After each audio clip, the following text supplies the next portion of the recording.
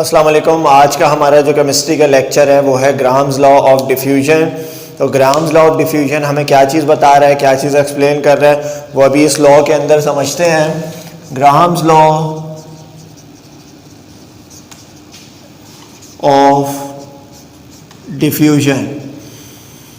बेटा सबसे पहले गैसेस की एक प्रॉपर्टी है डिफ्यूजन, उसे समझ लें। हम रूम स्प्रे करते हैं तो उसकी फ्रेगनेंस एक जगह से दूसरी जगह चली जाती है। उसका रीज़न हमारे पास ये है कि गैसेस के जो पार्टिकल्स हैं वो कंटिन्यूसली मोशन में होते हैं, कंटिन्यूसली मूव कर रहे होते हैं, क्योंकि उनके पास हाई काइनेटिक एनर्जी होती है, जिसकी वजह से एक जगह की फ्रेगनेंस दूसरी जगह पे शिफ्ट हो जाती है और गैसेस की इसी मूवमेंट को नाम दिया जाता है डिफ्यूजन। तो अभी ग्राम्स लॉ ऑफ डिफ्यूजन हमें यही तमाम चीज़ें एक्सप्लेन कर रहे हैं। और ग्राम्स लॉ ऑफ डिफ्यूजन की स्टेटमेंट ये है, the spreading of gas, the rate of diffusion of any gas is inversely proportional to the square root of its density और molecular mass और molar mass। देखें इस तरीके से इसको लिखा जा सकता है, rate of diffusion of gas, rate of diffusion of a gas is inversely proportional to the square root of its density और molar mass। देखें इसकी स्टेटमेंट क्या है ग्राम्स लॉ ऑफ डिफ्यूजन की। According to Graham's law of diffusion, rate of diffusion of any gas, rate of diffusion of any gas, rate of diffusion of gas is inversely proportional to the square root of its density और molecular mass. इसका मतलब ये है, rate of diffusion मतलब spread होने की सलाहियत, किसी भी गैस की स्प्रेड होने की सलाहियत। ये डिपेंड करती है किस चीज़ के ऊपर, ये डिपेंड करती है उसके डेंसिटी के ऊपर या मोलर मास के ऊपर।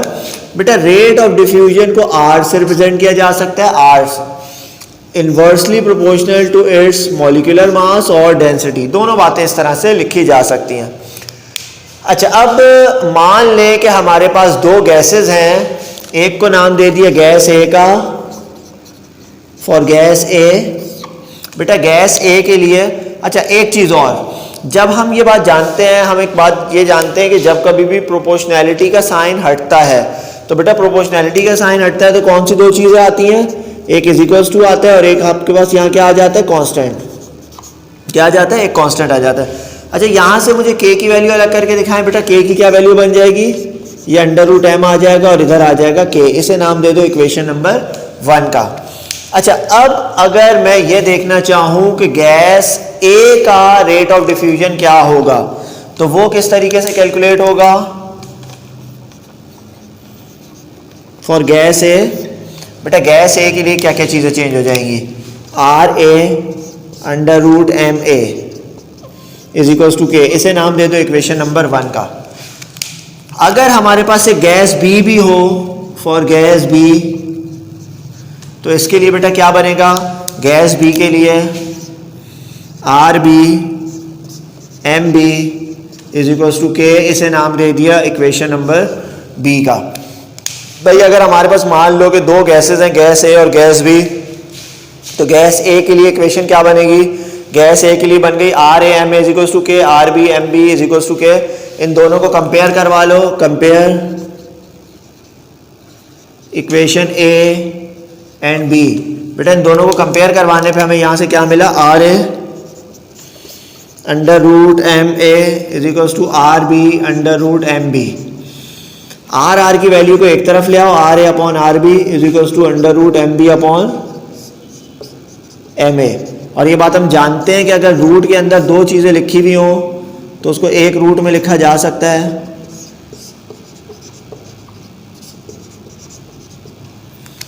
तो ये वाली एक चीज़ तो हो गई हमारे पास। बेटा ये फॉर्मूला भी न्यूमेरिकल्स के अंदर इस्तेमाल होता है, R A upon R B is equals to under root M B upon M A. तो ये मॉलिक्यूलर मास इस तरीके से फाइंड किया जा सकता है अगर आपको रेट ऑफ डिफ्यूजन दिया हुआ। Rate of diffusion of any gas is inversely proportional to the square root of its density और molar mass।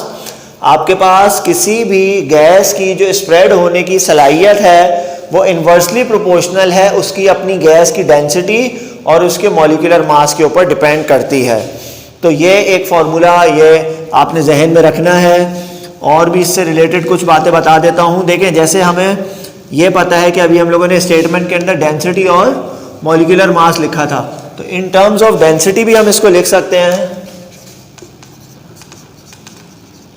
In terms of density, बेटा डेंसिटी की फॉर्म में भी हम इसको अगर लिखना चाहें तो density mass per unit volume के बराबर होता है, या वो जो हमने इक्वेशन के अंदर लिखा था RA/RB के चाहो तो मॉलिक्यूलर मास यूज़ कर लो, मोलर मास यूज़ कर लो, या डेंसिटी यूज़ कर लो।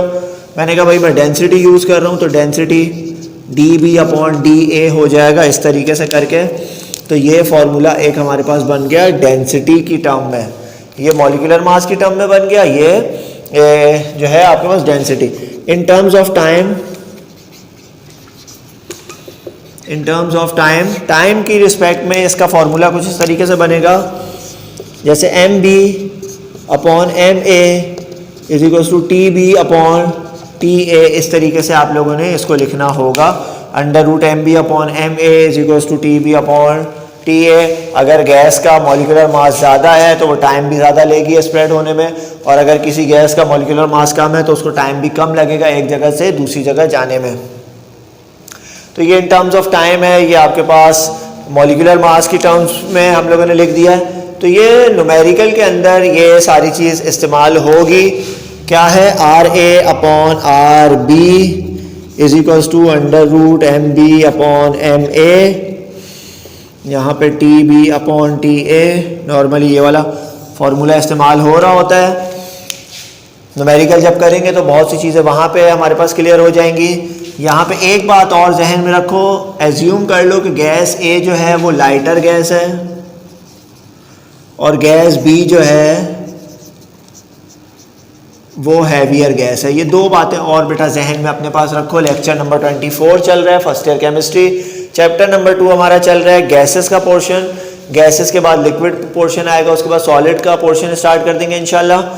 ये बात जहन में रखो, गैस है लाइटर गैस होती है, गैस B हैवियर गैस होती है। इससे रिलेटेड मैं आप लोगों को पहले एक आध कोई MCQs करवा दूँ, फिर उसके बाद ताकि आप लोगों को थोड़ा सा कॉन्सेप्ट क्लियर हो कि ग्राम्स लॉ ऑफ डिफ्यूजन है क्या चीज़। ग्राम्स लॉ ये बताता है कि अगर मुख्तलिफ गैसेज हों तो कौन सी गैस तेज़ी से डिफ्यूज़ करेगी, कौन सी गैस कम तेज़ी से या स्लो मूव करेगी। Which one of the following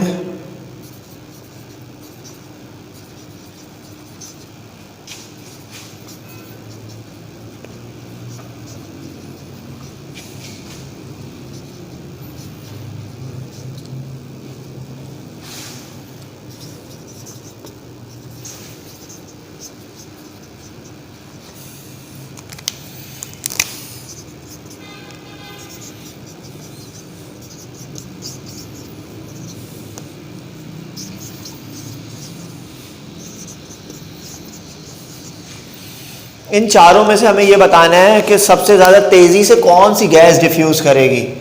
rate of diffusion of any gas is inversely proportional. Rate of diffusion उस गैस का ज़्यादा होगा जिसका मॉलिक्यूलर मास कम है। मिसाल के तौर पे मैंने आपको एक छोटा पत्थर दिया और ईंट दी, मैंने कहा इसको जितने दूर फेंक सकते हो फेंको। आपने छोटा पत्थर उठाया, काफ़ी दूर तक फेंक दिया, लेकिन आपने जो हैवी पत्थर या ब्लॉक उठाया वो थोड़ा सा ही फासले पे जाके गिर गया। तो छोटा पत्थर ज़्यादा दूर तक इसलिए गया क्योंकि उसका मास कम था। यहाँ पे भी यही है, जिस गैस का मास कम होगा वो ज़्यादा दूर तक चली जाएगी, बहुत जल्दी चली जाएगी। जिस गैस का वज़न ज़्यादा होगा, तगड़ी गैस होगी, तो उसको दूसरी जगह जाने में बहुत मुश्किल का सामना करना पड़ेगा। हाईएस्ट रेट फाइंड करने के लिए पहला काम आप ये करो कि इनका मोलर मास आप सबका जहन में रखो या लिख लो। भाई NH3 नाइट्रोजन होता है 14, 3 hydrogen 17 grams, carbon dioxide 44 grams, SO2 sulphur 32 और 32 64 ग्राम्स, CH4 16 ग्राम्स। अब आप खुद देखते हुए यहाँ पे बताओ, जिस गैस का मॉलिक्यूलर मास कम होगा वो ज़्यादा तेज़ी से डिफ्यूज़ होगी। तो बताएं सबसे कम जो यहाँ पे आपके पास मास है वो सबसे कम मोलर मास, मॉलिक्यूलर मास किसका है? सबसे कम मोलर मास है आपके पास मीथेन का। तो ये हमारा राइट ऑप्शन, ये राइट आंसर है 16। दूसरे नंबर पे जो गैस आएगी वो अमोनिया होगी, तीसरे पे कार्बन डाइऑक्साइड, चौथे पे SO2। तो यही चीज़ तो इसके अंदर बताई गई है कि कौन सी गैस ज़्यादा तेज़ी से डिफ्यूज़ करेगी। हमने कहा कि भाई वो गैस ज़्यादा तेज़ी से डिफ्यूज़ करेगी जिसका मॉलिक्यूलर मास सबसे कम होगा, क्योंकि हम तो ये बात जानते हैं rate of diffusion is inversely proportional to its molecular mass. Molar mass कम तो रेट ऑफ डिफ्यूजन ज़्यादा, मॉलिक्यूलर मास ज़्यादा तो रेट ऑफ डिफ्यूजन क्या होगा, कम। इन दो चीज़ों के दरमियान इन्वर्सली प्रोपोर्शनल है। और बेटा इन्वर्सली प्रोपोर्शनल का यही मतलब होता है कि अगर एक क्वांटिटी को, एक मिकदार को बढ़ाया जाए तो दूसरी मिकदार ऑटोमेटिकली क्या हो जाती है, कम हो जाती है। ये रीज़न है हमारे पास Graham's law of diffusion. The spreading of a substance, the spreading of a gas in air और in water is known as diffusion. Spread हो जाना गैस का, इसको नाम दिया जाता है डिफ्यूजन। जैसे लिक्विड के अंदर अगर दूसरा लिक्विड भी स्प्रेड हो रहा है, एक ड्रॉप इंक का आपने पानी के अंदर डाला, वो भी स्प्रेड हो गया, स्प्रेड हो गया, इसका मतलब है कि इसे भी नाम दिया जाएगा दिस इज ऑल्सो डिफ्यूजन। तो ये कुछ बातें मैंने यहाँ पे लिखी हैं, कुछ फार्मूलाज लिखे हैं। अब इसी से रिलेटेड मैं आप लोगों को कुछ न्यूमेरिकल्स करवाना चाहता हूँ, न्यूमेरिकल्स करवा देता हूँ। ये MCQs अपने पास नोट कर लीजिएगा। Which one of the following have highest rate of diffusion. Highest, सबसे ज़्यादा तेज़ी से वो गैस डिफ्यूज़ करेगी जिसका मॉलिक्यूलर मास कम है। गैस ए लाइटर गैस है, गैस बी हैवियर गैस है, ये वाली बात है।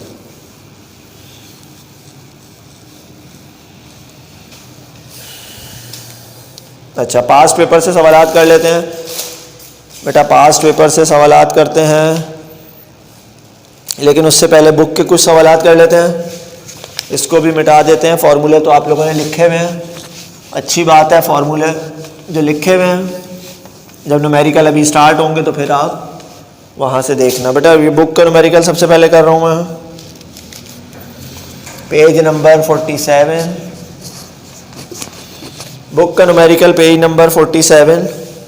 पानी एक गिलास ले। अच्छा देखें बेटा, अब the ratio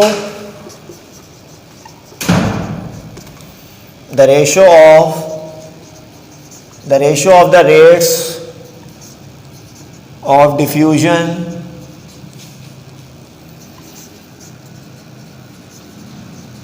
of two gases A and B is 1.5:1 if the relative molecular mass of gas A is 16. Find out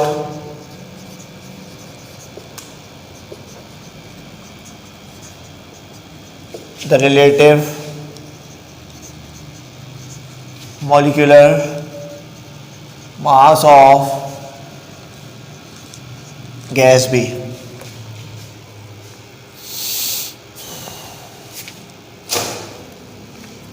ठीक है बेटा, the ratio of rates of diffusion of two gases A and B, दो gases हैं A और B, और इनका rate of diffusion दिया हुआ है 1.5। रेशियो समझते हो ना, मतलब ए पहली गैस है उसका रेट ऑफ डिफ्यूजन ये है, आर बी दूसरी गैस है उसका रेट ऑफ डिफ्यूजन ये है।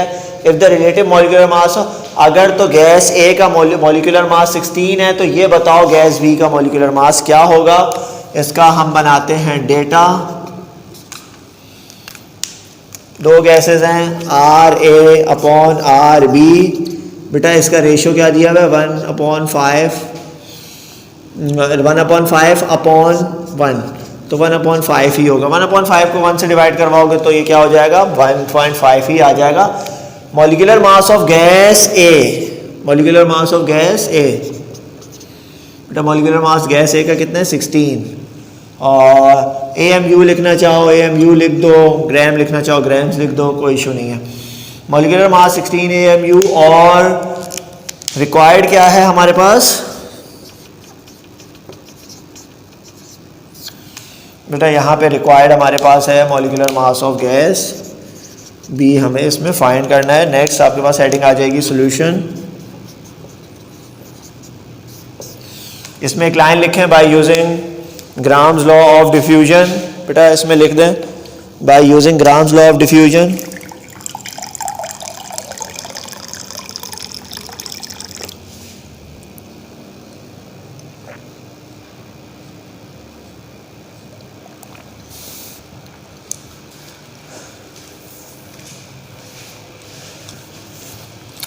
ठीक है बेटा, ग्राम्स लॉ ऑफ डिफ्यूजन क्या बताता है हमें? बाय यूजिंग, ये वर्डिंग लिख लिया करें साथ साथ, by using Graham's law of diffusion. बेटा ग्राम्स लॉ ऑफ डिफ्यूजन हमें ये बताता है R A upon R B is equals to under root M B upon M A. बेटा R A upon R B क्या दिया हुआ है? R A upon R B हमें दिया हुआ है, R A upon R B दिया हुआ है 1.5, मॉलिक्यूलर मास, मॉलिक्यूलर मास कितना है बेटा? एम बी हमें फाइंड करना है और एम ए 16। तो अब ये किस तरह से किया जाएगा? Taking square on both sides. बेटा बोथ साइड स्क्वायर लोगे, बोथ साइड स्क्वायर लेने पे क्या होगा? Taking square on both sides,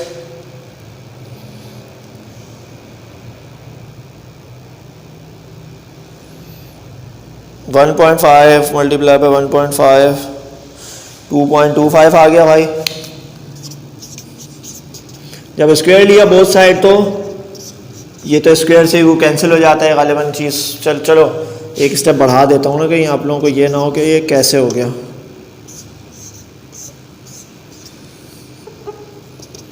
ये इससे ये कैंसिल भाई, 1.5 का स्क्वायर किया 2.25 आया, और ये एम बी आ गया अपॉन में 16 आ गया। 16 इधर इससे मल्टीप्लाई होगा, मल्टीप्लाई बाय 16 तो 36 आ गया भाई एम बी ना।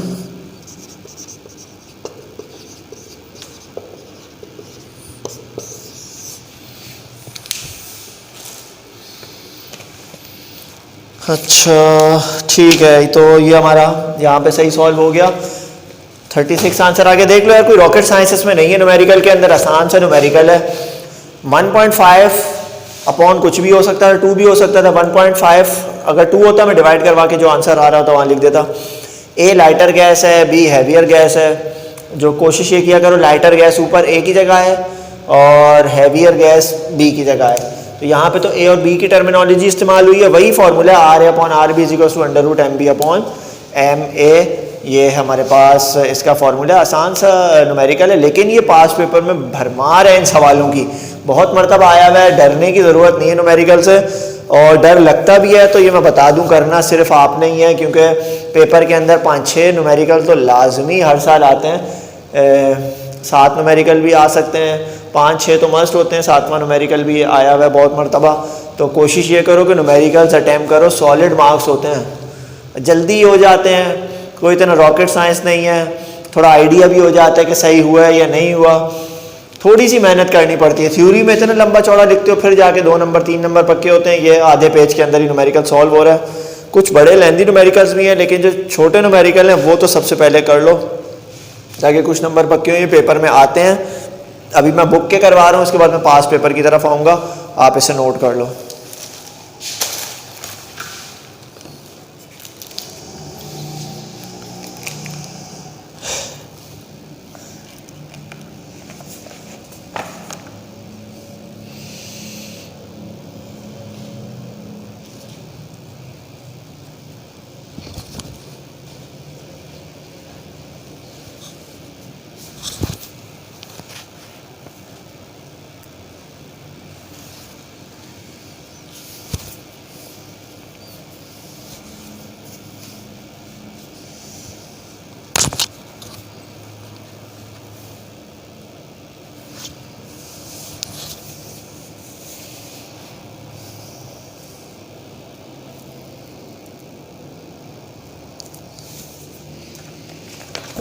चलो बेटा ठीक है, ये न्यूमेरिकल डन।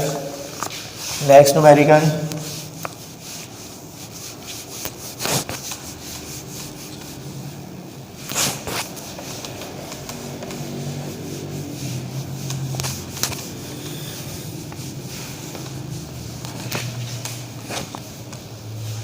बेटा पास्ट पेपर का न्यूमेरिकल है, पास्ट पेपर का न्यूमेरिकल करना है।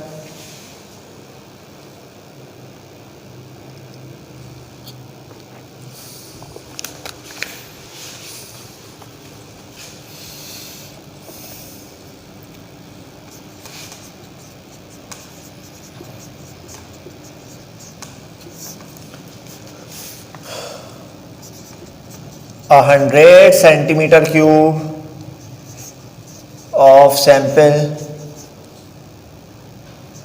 of H2 effuses through a porous container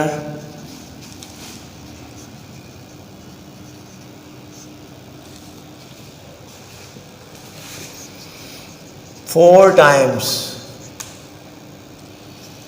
as rapidly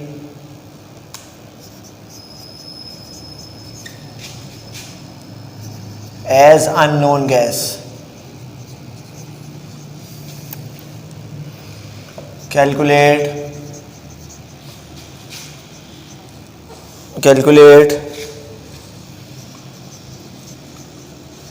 the molecular mass of unknown gas. Calculate the molecular mass of unknown gas.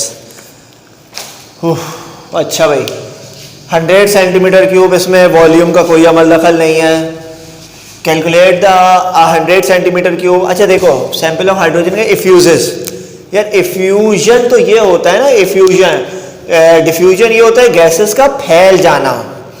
Effusion का मतलब या इफ्यूजिस का मतलब ये है कि मेरे पास मिसाल के तौर पे कोई टायर है, टायर के अंदर मैंने कोई कील से उसको मैंने पंचर कर दिया.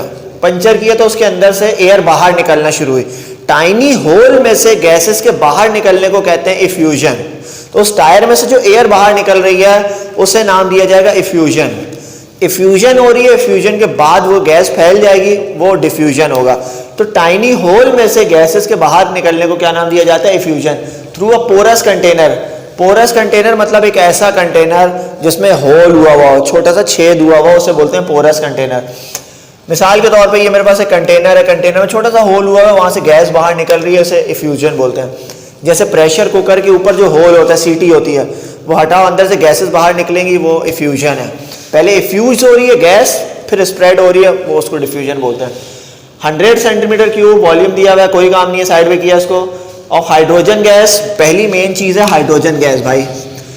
Through a porous container 4 times as rapid as unknown gas. भाई दो गैसेस दी हुई हैं, सवाल समझ लो. दो गैसेस हैं, हाइड्रोजन है और अननोन गैस है. ठीक है, मैंने कहा यार ये हाइड्रोजन है और ये अननोन गैस है. ये हाइड्रोजन, ये अननोन गैस. अब हुआ क्या, बोल रहे हैं porous container 4 times as rapid unknown gas. ये हाइड्रोजन गैस है, ये हल्की गैस है. ये अननोन गैस है, ये भारी गैस है. भाई मुझे कैसे पता चला कि ये गैस हल्की है, ये अननोन गैस भारी है? मुझे इससे पता चला कि सवाल में बता रहे हैं कि हाइड्रोजन गैस 4 टाइम्स, 4 गुना ज्यादा तेजी से ट्रेवल कर रही है अननोन गैस के मुकाबले में. इसका मतलब है कि हाइड्रोजन गैस कौन सी गैस है? लाइटर गैस है. तो ये चीज मुझे पता चल गई सवाल में से. डेटा बनाता हूं. मैंने लिख दिया गैस है, लाइटर गैस है. गैस बी कौन सी है? Heavier gas. बेटा गैस ए कौन सी गैस है? गैस ए लाइटर गैस है, गैस बी हैवियर गैस है. लाइटर गैस कौन सी है? Hydrogen gas. बेटा कौन सी गैस है? ये हाइड्रोजन गैस है और दूसरी अननोन गैस है, हैवियर गैस. अच्छा अब क्या कह रहे हैं? वॉल्यूम दिया हुआ है, वॉल्यूम को छोड़ो. Porous container 4 times as rapidly, तो R A upon R B होता है ना बेटा, R A upon R B. A lighter gas है, जैसे हम लिखते हैं ना यहाँ पे R A upon R B. तो बेटा आर ए क्या चीज है? आर ए हमारे पास हाइड्रोजन गैस है और आर बी क्या चीज है? R B is unknown gas. अच्छा इसका रेट ऑफ डिफ्यूजन किसके बराबर है? R unknown gas. मतलब आर अननोन गैस के मुकाबले में जो हाइड्रोजन गैस है वो 4 टाइम्स. आप इसको इस तरीके से भी लिख सकते हो, आप इसको ऐसे भी लिख सकते हो कि जो हाइड्रोजन गैस है वो 4 टाइम्स ज्यादा तेजी से डिफ्यूज हो रही है अननोन गैस के मुकाबले में. कैसे लिख सकते हो? हाइड्रोजन गैस 4 टाइम्स तेजी से डिफ्यूज कर रही है अननोन गैस के मुकाबले में. अगले स्टेप में आप ये भी लिख सकते हो, आर अननोन यहां आ जाएगा तो ये 4 हो जाएगा. RH2 upon R unknown is equal to 4 times. तो यहाँ पे आ गया हमारे पास 4, RH2 upon R unknown is equal to 4। Hydrogen gas unknown gas के मुकाबले में 4 टाइम्स ज़्यादा तेजी से डिफ्यूज कर रही है, तो RH2 अपॉन R अननोन बेटा किसके बराबर हो गया? 4 के बराबर हो गया। अब molecular mass of hydrogen gas, बेटा मॉलिक्यूलर मास हाइड्रोजन गैस का क्या है? 2AMU। फाइंड हमें क्या चीज़ करनी है? Calculate the molecular mass of gas B. Required is molecular mass, बेटा रिक्वायर्ड क्या चीज़ है? मॉलिक्यूलर मास ऑफ अननोन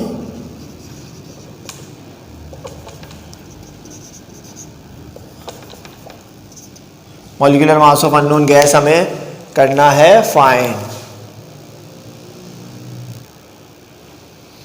ठीक है बेटा, नेक्स्ट हेडिंग आ जाएगी हमारे पास सॉल्यूशन की।